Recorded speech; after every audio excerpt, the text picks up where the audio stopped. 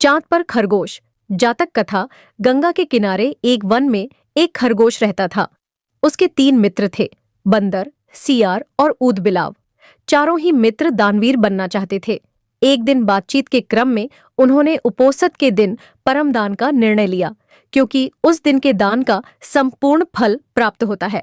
ऐसी बौद्धों की अवधारणा रही है। उपोषद बौद्धों के धार्मिक महोत्सव का दिन होता है। जब उपोषद का दिन आया तो सुबह सवेरे सारे ही मित्र भोजन की तलाश में अपने अपने घरों से बाहर निकले।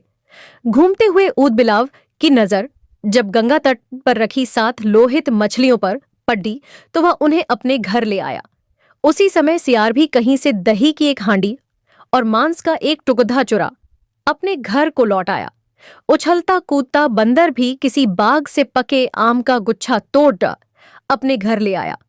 तीनों मित्रों ने उन्हीं वस्तुओं को दान में देने का संकल्प लिया, किंतु उनका चौथा मित्र खरगोश तो कोई साधारण प्राणी नहीं था।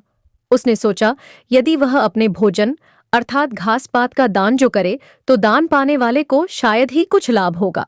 अतः उसने उपोषद के अवसर पर याचक को परम संतुष्ट करने के उद्देश्य से स्वयं को ही दान में देने का निर्णय लिया। उसके स्वयं के त्याग का निर्णय संपूर्ण ब्रह्मांड को दोलायमान करने लगा और सख के आसन को भी तप्त करने लगा। वैदिक परंपरा में सख को शक्र या इंद्र कहते हैं। सख ने जब इस अति अलौकिक घटना का कारण जाना तो सन्यासी के रूप में वह उन चारों मित्रों की दान परायणता की परीक्षा लेने स्वयं ही उनके घरों पर पहुंचे। ऊदबिलाव, सियार और बंदर ने सख को अपने अपने घरों से क्रमशः मछलियां, मांस और दही एवं पके आम के गुच्छे दान में देना चाहा, किंतु सख ने उनके द्वारा दी गई दान को वस्तुओं को ग्रहण नहीं किया। फिर वह खरगोश के पास पहुंचे और दान की याचना की। खरगोश ने दान के उपयुक्त अवसर को जान याचक को अपने संपूर्ण शरीर के मांस को अंगीठी में सेंक कर देने का प्रस्ताव रखा। जब अंगीठी जलाई गई तो उसने 3 बार अपने रोमों को झटका ताकि उसके रोमों में बसे छोटे जीव आग में न जल जाए।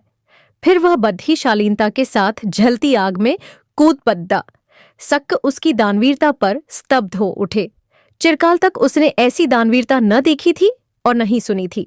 हाँ, आश्चर्य, आग ने खरगोश को नहीं जलाया, क्योंकि वह आग जादुई थी।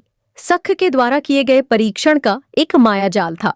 सम्मोहित सख ने तब खरगोश का प्रशस्ति गान किया और चांद के ही एक पर्वत को अपने हाथों से मसल चांद पर खरगोश का निशान बना दिया और कहा, घृणाई, जब तक इस चांद पर खरगोश का निशान रहेगा तब तक हे खरगोश, जगत तुम्हारी दानवीरता को याद रखेगा।